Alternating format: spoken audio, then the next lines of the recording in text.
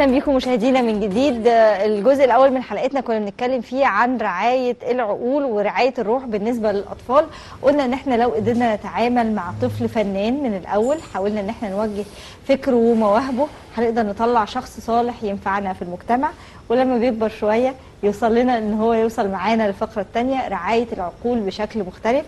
بلدنا فعلا فيها ناس موهوبين لكن لا يلقى عليهم الضوء بما فيه الكفايه.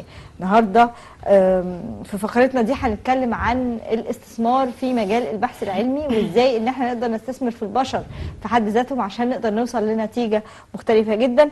ضيوفي الكرام النهارده اللي نوروني وشرفوني هيتكلموا معانا في الموضوع ده، وخصوصا المخترعين المصريين اللي شاركوا في الدورة ال 42 لمعرض جنيف للاختراعات وتم تكريمهم هناك، وبالفعل فازوا بميداليات وميداليات ذهبية، يعني مش ميداليات أي كلام. منورنا ومشرفنا النهارده أستاذ دكتور محمود حافظ، أستاذ جراحة العظام مستشاري المفاصل الصناعية. أهلا وسهلا بحضرتك يا دكتور. والدكتورة منى يحيى مدير عام مكتب براءات الاختراع والعلاقات الدولية وخبير ببرنامج الأمم المتحدة. أهلا بيك يا دكتور. تايتل طويل خالص.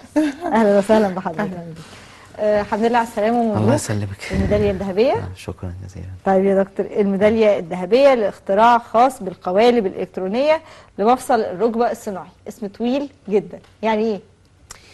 هو مفصل الركبه الصناعي زي ما بيقول الاسم ده بيستبدل المفصل الطبيعي بحاجه صناعيه، وده تكنولوجي قديم بقاله يعني من السبعينات وقبل كده كمان.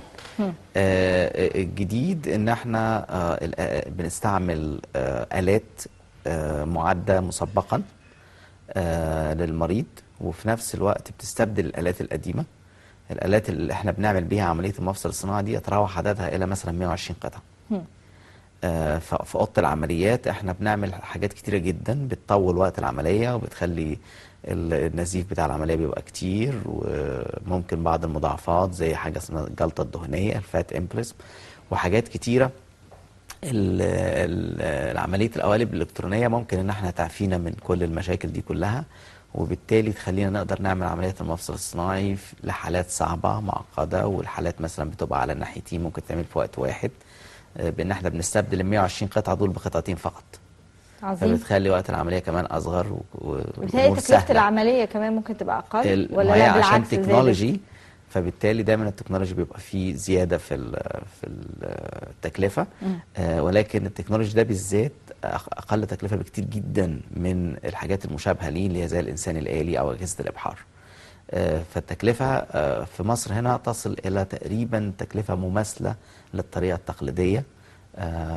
ولكن بره في اوروبا طبعا التكنيك ده بيستعمل دلوقتي، التكلفه بتاعته تبقى اعلى بكتير من الطريقه التقليديه. احنا شايفين طبعا حاجات بسيطه من الشغل بتاع حضرتك. خدت الفكره يا دكتور ورحت عند الدكتوره منى في مكتب براءات الاختراع علشان توثقوا. دايما كانت بتجيلي مشكله يا دكتوره لما بيبقى عندي ضيوفي مخترعين بيقولوا لي بنشوف صعوبه في تسجيل الاختراع عشان ما بنعرفش نملى الورق. يعني احنا بنبقى عاملين حاجات كتير جدا والمكتب متعاون جدا، وبتيجي النقطه اللي بنقف في النص فيها اللي ما بنعرفش نرتقي هي الورق. ده حقيقي ما زالت المشكله دي مستمره؟ هي المشكله دي موجوده في مصر. لان ما عندناش في مصر المكاتب اللي بتساعد العالم ان هو يكتب طلب براءه الاختراع. يعني دكتور محمود عنده خبره ان هو يسجل طلب في امريكا، هو بيدي لمكتب وكيل براءات هناك، هو بيعمل له بيكتب براءه الاختراع الطلب بتاعه. لكن في مصر ما عندناش الخبره دي موجوده. بس أكاديمية البحث العلمي ومكتب براءة الاختراع بدأت الخبرات دي تكون موجودة، إن احنا هنعمل دورات تدريبية لكيفية كتابة طلب براءة الاختراع. لأن احنا طلع من المكتب 14 مدرب خدوا دورة تدريبية في المنظمة العالمية للملكية الفكرية، وال14 مدرب دول هيتكرموا يوم 24 في يوم العالمي للملكية الفكرية إن شاء الله في جامعة الدول العربية. وهيبقى عندنا مكتب للتدريب، هنعمل برامج تدريبيه كتيره من ضمنها كيفيه ملء استمارات براءات الاختراع للمقدمين. الموضوع معقد كده؟ ده انا اللي ببقى عامل الفكره هاخد ورقه واكتب فيها كلمتين كويسين عن الفكره بتاعتي. لا، هو الموضوع مش كده. مش ورقه. الموضوع ان احنا بننفذ قانون، القانون حاطط شروط عشان يبقى طلب براءه اختراع. ان يكتب بطريقه معينه ويفصح عن الموضوع بتاعه افصاح كامل، وبعد كده يحدد ايه النطاق اللي عايز يحميه. يعني انا عندي حته قطعه ارض انا بقول ان ليها 4 حدود. جوانب وليها حدود، فهو ده الحدود بتاعته، النطاق القانوني بتاعه. فلو ما كتبش بطريقه صحيحه هيفقد ان هو ياخد حمايه للطلب بتاعه. فاحنا لازم نعلمهم ازاي يكتبوا دوت عشان يحافظوا على حقوقهم، لان لو كتب نطاق اقل يبقى هيفقد حق من حقوقه. تمام. طيب خدت الافكار يا دكتور بعد ما سجلتها وطلعت على جنيف تمام. ولا كان قبل؟ لا، انا كان عندي براءات اختراع سابقه، يعني في براءه في امريكا وفي انجلترا، وفي براءه برضو في مصر تانية ما شاء غير اللي الله. انا طلعت بيها في جنيف يعني. ما شاء الله. فدي احنا اشتركنا في المؤتمر بتاع جنيف، ودي كانت اول مره، وكان اشتراك موفق. ايه اللي حصل بقى؟ هو طبعا بيبقى فيه تحكيم من اللي هو الجوري بيعدي على كل براءات الاختراع. بتتقسم الاول براءات اختراع تبع التصنيف بتاعها، يعني مثلا الحاجات الطبيه لوحدها، الهندسيه وهكذا. فانا طبعا الاختراع بتاعي كان في الناحيه الطبيه، طبية. ولو ان هو ممكن يتصنف طبعا برضو من الناحيه الهندسيه والكمبيوتر وكلام زي كده، يعني انا مقدم عليه برضو مفيش في مسابقات تخصص هندسة تانية. طبية يجمع بين لا، دي بتبقى لوحدها ودي بتبقى لوحدها. يعني مثلا بتبقى في مثلا مسابقات مثلا على الاختراعات اللي هي بتعتمد على الكمبيوتر، كمبيوتر امبلمنتد انوفيشنز او انفنشنز. فدي كلها دي بتبقى يعني فالتصنيف بتاعها كان طبي، وفي التصنيف دوت انا يعني خدت ميداليه ذهبيه مع يعني with distinction او مع تقدير لجنه التحكيم. ما شاء الله. فهي تعتبر يعني التوب، لان هم كانوا اربع ليفلز. كان اول مستوى اللي هو البرونزيه، وبعدين الفضيه، وبعدين الذهبيه، وبعدين الذهبيه مع تقدير لجنه التحكيم. احنا خدنا هناك بيتهيألي اكتر من حاجة، يعني خدنا كان معانا مجموعه. في اختراع لعلاج فيروس الايدز، وكان معانا مبيد طبيعي لمكافحة الملاريا، تمام. واختراع كمان خاص بجهاز الترميم ده اخد ميدالية. يعني احنا خدنا 4 ميداليات، 3 من ذهبيه. اجمالي المشاركين كان قد ايه تقريبا يا دكتور؟ اعتقد كان 790 مخترع. عدد الاختراعات متهيألي هيبقى اكبر من كده، كان تقريبا 45 دوله. وعدد الزائرين بقى الاف يعني. أكيد. طيب دكتورة منى، الاختراعات دي كلها كانت تم تقديمها الأول لمكتب براءات الاختراع قبل ما تسافر أكيد، حفاظا على حقوق المخترع. هو شرط أساسي للمشاركة في المعارض الدولية إنه يكون مقدم طلب أو حصل على براءة اختراع. يعني كمكتب براءات اختراع إحنا بنجيب الطلبات اللي عندنا، وبنبدأ نشوف الطلبات المقدمة عندنا والبراءات الصادرة اللي ممكن نشارك بيها.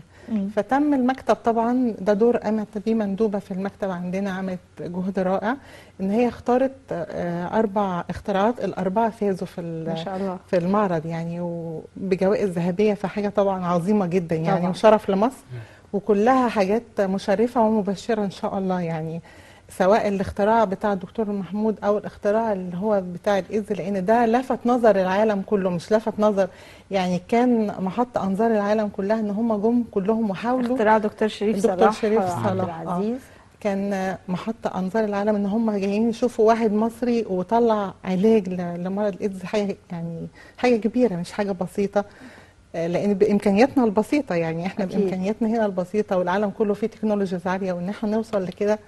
فال4 يعني انا فخوره طبعا كلنا. وانا فخوره كمان ان ده مش اول معرض نحصل فيه جوائز، لان احنا شاركنا قبل كده في مكتب البراءات، برضو اختار مجموعه وشاركوا في معرض كوريا وبرضو حصلنا جوائز ذهبيه ما شاء الله. فالحمد لله مصر فيها يعني عقول، وفيها يعني مصر فيها امل ان شاء الله. بناخد جوائز يا دكتور وبنرجع بعد ما بناخد براءة الاختراع لا ينفذ. ليه لا ينفذ؟ المشكله بتبقى فين بقى؟ تمويل ولا والله طبعا احنا بنبقى حضرتك عارفه كرييتيف الظروف قوي لغايه ما بنوصل لمرحله الفكره، وبعد كده بنتوقف عن استكمال الموضوع؟ لا، هو في طبعا في كلتشر عندنا في مصر للاسف، او ثقافه يعني مش كويسه، وهي ان احنا ما بنثقش في نفسنا قوي. يعني اي حاجه مثلا مصريه بننتظر لغايه ما تاخد الجوائز العالميه ونبدا ان احنا نقدرها. تمام. او الاعتراف العالمي قوي، بعدين ان احنا نبدا نقدرها. فدي نقطه من النقط اللي هي مهمه جدا. النقطة الثانية اللي هي تشجيع الصناعة المصرية وتنفيذها. ما يبقاش مثلا أي حاجة بتتعمل يقول لك دي مش عارف تحت السلم، أو دي صناعة مصري أو كلام زي كده. فدي كلها حاجات يعني هي ثقافه. يعني حضرتك بتبقى شايف ان المنتج ممكن يطلع فعلا بنفس الجودة، ولا فعلا قد يكون طبعا. في نوع من انواع الاهمال فعلا في تقفيل بعض المنتجات او كده، فده بيؤثر على جاهزيتها لانها تنزل السوق وانها تفيد تمام. ما هي الجوده دي المستهلك؟ بتيجي ازاي؟ ما هي الجوده دي بتيجي، ما بتبقاش بس من سواء المخترع او المنتج، لا بتبقى في قواعد في البلد هي بتنظم الجوده، تمام. وهي اللي بتراقب الحاجات مظبوط. دي، وبتدي اذا كان تراخيص او كلام زي كده. طيب أيوة. مكتب براءات الاختراع بيكتفي بتسجيل براءات الاختراع، ولا لما بيلاقي الافكار يعني زي ما بنقول عليها باللغه الدارجه منوره كده وواضحه، بيحاول ان هو يقوم بدور الوسيط بشكل او باخر بين من يملك المال لان هو يحول الاختراع من بس ان هو اختراع موجود على الكمبيوتر بقى، مش هنقول على الارفف، ما بقاش في ارفف زي زمان يعني، لحاجه موجوده في السوق وتفيد الناس. ده دور أكاديمية البحث العلمي، لأن مكتب براءات الاختراع ده مكان بيتسجل فيه براءات اختراع للمصريين والأجانب. ومصر عضوة في اتفاقية اسمها اتفاقية باريس. اتفاقية باريس بتقول إن أنا لازم أعامل الناس بالمثل، يعني لو عملت أي ميزة لمخترع مصري أعملها لمخترع أجنبي. فده الدور بتقوم بيه الأكاديمية، ده بره المكتب. بتقوم بيه جهاز تنمية الابتكار والاختراع، ده بتعمل بيه. وكان عندنا حاجات كثيرة من ضمنها دكتور محمود مشارك فيها في برنامج اسمه حلولنا بعقولنا، ده كان مع جمعية مصر الخير، وكانت بتقدم الحاجات اللي بتلاقيها اختراعات واعدة بتقدم لها فند علشان تظهر للنور ان شاء الله يعني. فده دور بره المكتب يعني وفقا للقانون وفقا للاتفاقيات الدولية. تمام. دكتور حضرتك شايف ايه اللي ناقص بحيث ان احنا نقدر نوصل بالمنتج للشكل اللي هو يريح الناس، وفي نفس الوقت الافكار اللي الناس بتفكر فيها ما تروحش على الفاضي؟ يعني محتاج دعم من رجال الاعمال، ولا محتاج دعم من الحكومه، ولا محتاج دعم من الجانبين؟ وازاي نقدر نقف على النقطه اللي نقدر نقول فيها ان ده اختراع جاد، وما يبقاش بس بيعطي امال كاذبه لناس والناس تبقى عشمانه انها هتتعالج وهتخف، وفي الاخر ما تحسش بالنتيجه. هو يعني زي ما قلت لحضرتك ان هو الفكره ان اي حاجه بتطلع من مصر بيبقوا منتظرين ان هي تبقى في صوره دوليه عشان خاطر انها تبدا تتطبق بالشكل ده. فدي اول نقطه، دي الكالتشر دي لازم تتغير. الحاجه الثانيه ان الهيئات والمؤسسات اللي في الدوله اللي هي مختصه بكده، يعني دلوقتي بنتكلم على اختراع طبي، يبقى مثلا اذا كانت وزاره الصحه، البحث العلمي، يبداوا ان هم يعني ياخدوا الخطوه القادمه، بان هو في اختراعات مصريه خدت براءات، خدت جوائز، طب المفروض ان احنا نستفيد منها. تمام. طب نبدا نشوف مدى ملائمه هذا الاختراع للبلد ومدى فايدته سواء في مصر او ان هو يتصدر بره، ويبداوا يستفيدوا منه.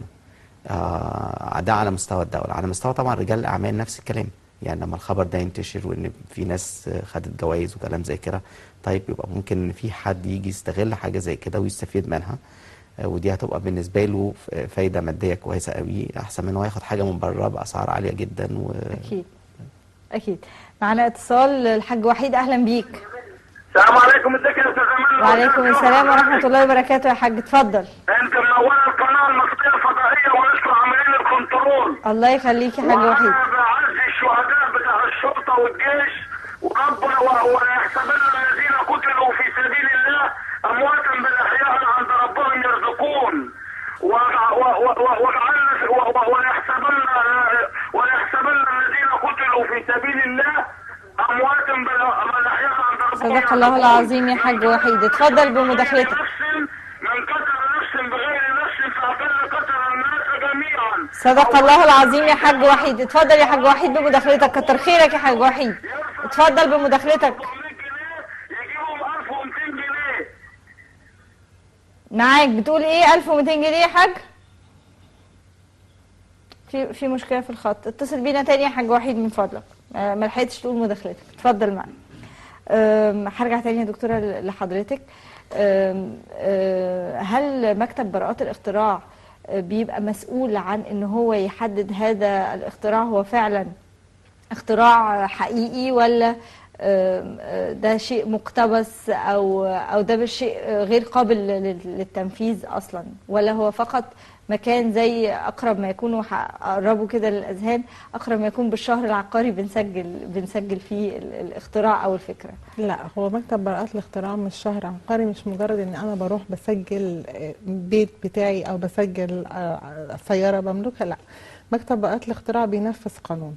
القانون وضع شروط علشان ده يطلع يبقى ده اختراع. الشروط دي ان لازم يتوفر فيه 3 حاجات: انه يكون جديد ومبتكر وقابل للتطبيق الصناعي. فجديد دي بعرفها منين؟ ان في عندي مجموعه من الفحاصين الفنيين بيبداوا يدخلوا على قواعد البيانات العالميه والقواعد كلها، شوفوا هل الموضوع ده موجود قبل كده ولا لا. تمام. لو الموضوع ده موجود في اي قاعده بيانات، خلاص الطلب كده ما بيبقاش جديد. لو مش انفنتيف، يعني ايه انفنتيف؟ يعني الدكتور محمود بيشتغل في موضوع المفاصل الصناعيه، يعرف ازاي يعمل مفصل صناعي.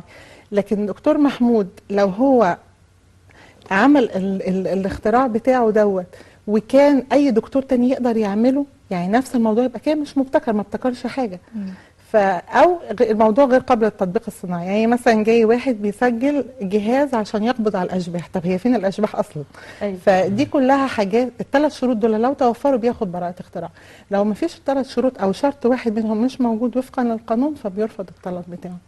فما هو الشهر عقاري ده موضوع بحث وفحص، موضوع كبير، يعني بياخد كمان وقت. يعني الطلب بيتقدم الشهر عقاري، لو رحتي سجلتي بتاخدي التسجيل في نفس الوقت.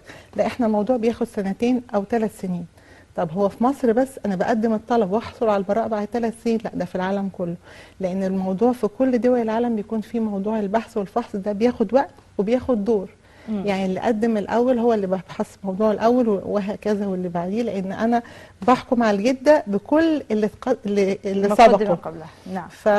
فموضوع المكتب مش مش كده. طيب دكتور، خدنا ميداليه ذهبيه ما شاء الله ورجعنا مصر، وبعد كده هنعمل ايه؟ هنبتدي نشتغل بقى في خطوات على ارض الواقع لتنفيذ هذه التكنولوجي اللي حضرتك هتستخدمها، ولا في مشكلة فلوس، في مشكلة دعم، في لا، هو في الحقيقة يعني أنا بستعمله بقالي فترة سنين.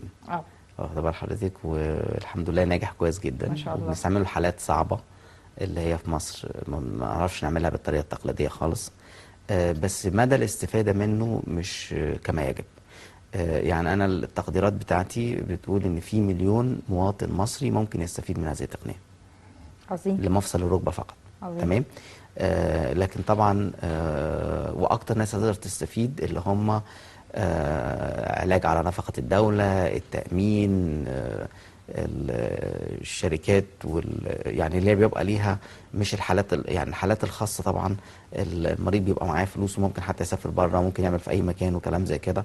لكن احنا بنتكلم على الناس اللي هي بيبقى الفند بتاعها يعني محدود وبتعتمد على دعم محدود. وفي نفس الوقت الظروف في المستشفيات واوض العمليات وغيره وكلام زي كده. التكنيك ده الى حد ما يعني متسامح شويه، يعني فورجيفنج شويه، ان في اوض العمليات ان احنا ما بنحتاجش للتعقيم بتاع الالات الكتيره دي اللي هي 120 قطعه، اللي هي بتستوجب حاجات معينه في اوضه العمليات بتبقى صعب توفرها في مصر.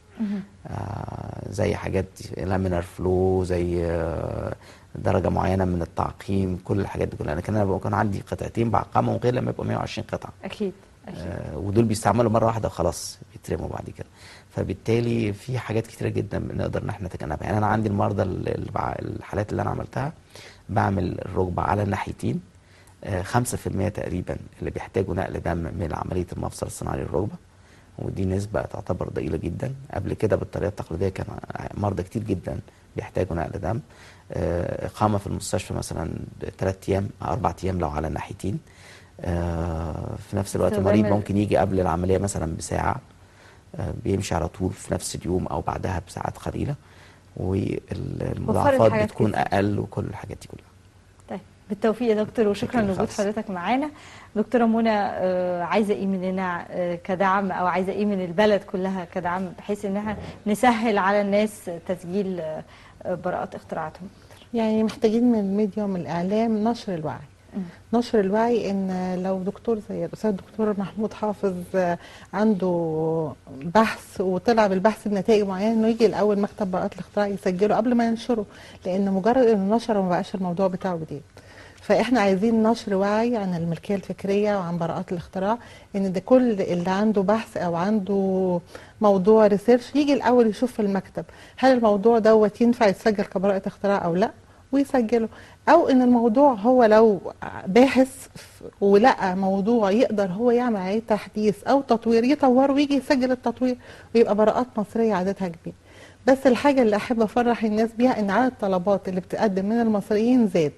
يعني السنة اللي فاتت عدد الطلبات المقدمة للمكتب المصريين 625 طلب براءة اختراع مقابل 1500 لأجانب، وده كان قبل يعني من قبل 3 سنين كان العدد أقل كتير، يمكن كان 100 طلب فقط. فده حاجة جميلة ومبشرة وحاجة تفرحنا يعني كمصريين. أكيد. دكتورة منى يحيى، مدير عام مكتب براءات الاختراعات الدولية وخبير برنامج بالأمم المتحدة، شكرا لوجود حضرتك معانا. أستاذ دكتور محمود حافظ، أستاذ جراحة العظام واستشاري المفاصل الصناعية، الأول مبروك وبعدين شكرا لوجود حضرتك معانا. مشاهدينا إن شاء الله الأسبوع الجاي حلقة جديدة وشارك، مستنيينكم على الفان بيج بتاعتنا على الفيسبوك، الصفحة اسمها برنامج شارك، ابعتوا لنا بكل مشاركاتكم واحنا إن شاء الله نحاول نعرض أكبر عدد ممكن منها. نقابلكم الأسبوع الجاي وحلقة جديدة. السلام عليكم ورحمة الله.